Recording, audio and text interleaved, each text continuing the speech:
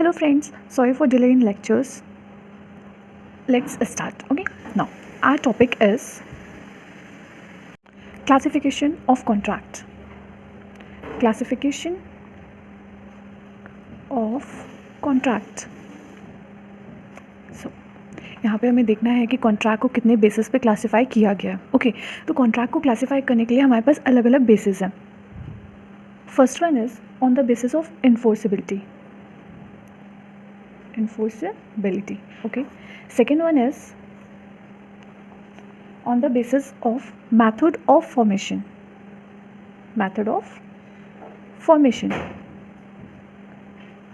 Third basis is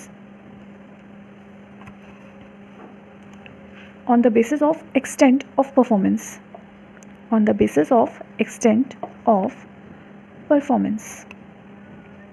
And fourth basis is on the basis of obligation.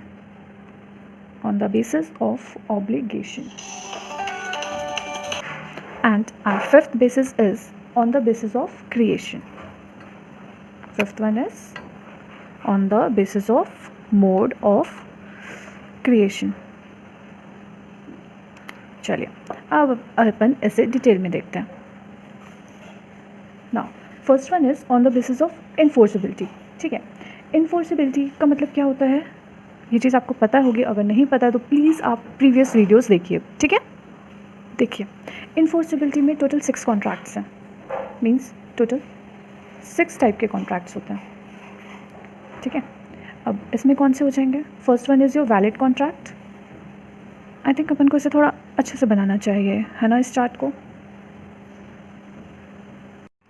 So here we go. Classification of contract. ठीक है, classification of contract को classify करने के लिए हमारे पास 5 बेसिस हैं. Okay, first one is on the basis of enforceability. Second one is on the basis of formation. Third one is on the basis of extent of performance. Fourth on the basis of obligation and fifth one is on the basis of mode of creation. ठीक है, चलिए अब one by one देखते हैं. on the basis of enforceability. ठीक है, enforceability का मतलब क्या होता है. enforceability मीन्स ऐसे कॉन्ट्रैक्ट्स जो कोर्ट में आप जिन पे डिस्कशन कर सकते हो, जिन पे केस फाइल कर सकते हो. All right, okay. अब इन्फोर्सिबिलिटी कॉन्ट्रैक्ट्स में या तो वैलिड कॉन्ट्रैक्ट्स हो सकते हैं, वॉइड एग्रीमेंट हो सकता है, वॉइड कॉन्ट्रैक्ट हो सकता है, वॉइडेबल कॉन्ट्रैक्ट हो सकता है, अनएन्फोर्सेबल कॉन्ट्रैक्ट्स हो सकते हैं और इलीगल कॉन्ट्रैक्ट्स हो सकते हैं. ठीक है, डोंट वरी, इसे अपन वन बाय वन डिटेल में भी डिस्कस करेंगे. ओके, अभी तो सिर्फ मुझे एक बेस क्रिएट करना है, वो आप करने दो मुझे. Now on the basis of formation के बेसिस पे फॉर्मल कॉन्ट्रैक्ट, सिंपल कॉन्ट्रैक्ट्स. ठीक है, on the basis of performance executed contracts and executory contracts. ठीक है, on the basis of obligation unilateral contract, bilateral contract and multilateral contract. Now on the basis of creation express contract, implied contract and e-contract. Okay, here we go. Now first upon discuss कर रहे हैं on the basis of enforceability. Okay, enforceability के basis पर अगर अपन classify करते हैं contract को, तो हमारे पास सबसे पहला है डिस्कस करने के लिए valid contract. Okay, valid contracts क्या होते हैं. वैलिड कॉन्ट्रैक्ट्स वो कॉन्ट्रैक्ट्स होते हैं जो फुलफ़िल करते हैं all the essentials of the contract. Fulfil all the essential of the contract. Okay, now essentials of the contract क्या होते हैं ये अपन ने प्रीवियस वीडियो में डिस्कस किया था. ठीक है, ओके. एंड सारे जो एसेंशियल्स हैं वो आपके सेक्शन 10 में दिए हुए हैं. That is called valid contract. ठीक है, कि लाइक एक बार मैं आपको ब्रीफ कर देती हूँ कि आपका एग्रीमेंट होना चाहिए. मींस वो कॉन्ट्रैक्ट आपके वैलिड कॉन्ट्रैक्ट्स होते हैं जो सारे इसेंशियल्स को फुलफिल करते हैं. और वो इसेंशियल्स क्या हैं. First one is valid contract होना चाहिए, फ्री कंसेंट होनी चाहिए, लॉफुल कंसिडरेशन होना चाहिए. ठीक है, और कॉम्पिटेंट पार्टीज़ होनी चाहिए. ये सारे आपके क्या होते हैं, इसेंशियल्स होते हैं. जब ये सारे इसेंशियल्स को फुलफिल किया जाएगा देन ये कहा जाएगा कि हाँ वो कॉन्ट्रैक्ट वैलिड कॉन्ट्रैक्ट है. अंडरस्टैंड. ओके, चलिए एक बार अपन इसे रीड आउट करते हैं.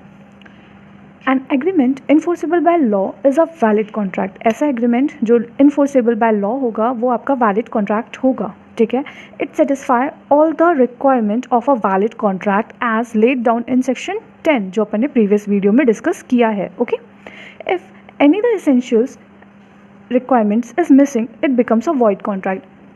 तो यहाँ पे बोला जा रहा है कि अगर कोई भी एसेंशियल्स उसमें मिसिंग होंगे तो वो क्या हो जाएगा, वॉइड कॉन्ट्रैक्ट। इट मीन्स जो सेक्शन 10 में एसेंशियल्स गिवन है वो सारे के सारे अकम्प्लिश होना मैंडेटरी है, ठीक है। सो अब यहाँ पे अपन वॉइड कॉन्ट्रैक्ट देख सकते हैं क्या होता है। Second one is your void contract. Void contract का मतलब क्या होता है, ऐसे contracts which are ceases to be enforceable, okay. देखिए, a contract which is to be enforceable by law becomes a void when it ceases to be enforceable। थोड़ा सा यहाँ पे समझने के लिए है कि देखिए void कॉन्ट्रैक्ट में क्या होगा कि पहले ये कॉन्ट्रैक्ट इन्फोर्सेबल था, ठीक है, पहले इन्फोर्सेबल था। I hope it's visible to you. बाद में नॉट इन्फोर्सेबल बाय लॉ हो गया। अब आप सोच रहे होगे ऐसा कैसे हो गया, ठीक है। देखिए, पहले इन्फोर्सेबल था, इसका मतलब क्या हुआ कि जो आपका एग्रीमेंट था वो आपका एग्रीमेंट वैलिड था। मीन्स यहाँ पे एग्रीमेंट की बात कर रहे हैं क्योंकि अपन ने देखा था कॉन्ट्रैक्ट होने के लिए एग्रीमेंट मस्ट है, ठीक है। तो सबसे पहले एग्रीमेंट की बात की जाएगी। तो जो एग्रीमेंट था वो वैलिड था, ओके। मीन्स वो सारी चीज़ें फुलफ़िल कर रहा था, सारे एसेंशियल्स उसने फुलफ़िल किए थे, वो आपका लॉफुल था, ओके, एंड कॉम्पिटेंट था, एग्रीमेंट था, डोमेस्टिक कमर्शियल था। और बाद में लॉ चेंज होने की वजह से वो क्या हो गया, अनइन्फोर्सेबल हो गया। यहाँ पे लॉ चेंज हो सकता है, सर्कमस्टांसेस चेंज हो सकते हैं, कुछ भी हो सकता है, ठीक है। तो किसी सर्कमस्टांसेस और लॉ चेंज होने की वजह से क्या हो जाता है, ये अनइन्फोर्सेबल हो जाता है। That is your void contract, okay. चलिए इसे अपन एक बार रीड करते हैं। Page number 5 of your book, point 4th, void contract, a contract which ceases to be enforceable by law। ceases का मतलब होता है रोकना, ठीक है। मीन्स ऐसा कॉन्ट्रैक्ट जिसको इन्फोर्सेबल होने से रोका जा रहा है, becomes a void, okay, when it ceases to be enforceable, ठीक है। void agreement and void contract are different, okay। अभी अपन ने यहाँ पे void contract देखा है, remember void contract, void agreement नहीं, दोनों ही different चीज़ें होती हैं। void agreement is void ab initio। ab initio means from the very beginning, okay। सो यहाँ पे हमने देखा कि जो आपका void agreement होता है ये void होता है from the very beginning, from the ab initio, okay। but void contract is a contract at the beginning but subsequently becomes void। Means void contract ऐसा contract होता है जो valid होता है स्टार्टिंग में, बिगनिंग में, ठीक है। मीन्स पहले इन्फोर्सेबल बाय लॉ था, पहले वो वैलिड था, okay, but subsequently becomes void when it ceases to be enforceable। और subsequently वो क्या हो गया, void हो गया जब वो सीज किया गया उसे इन्फोर्सेबल होने से। यहाँ तक अंडरस्टैंड है। We will continue in next part. Thank you.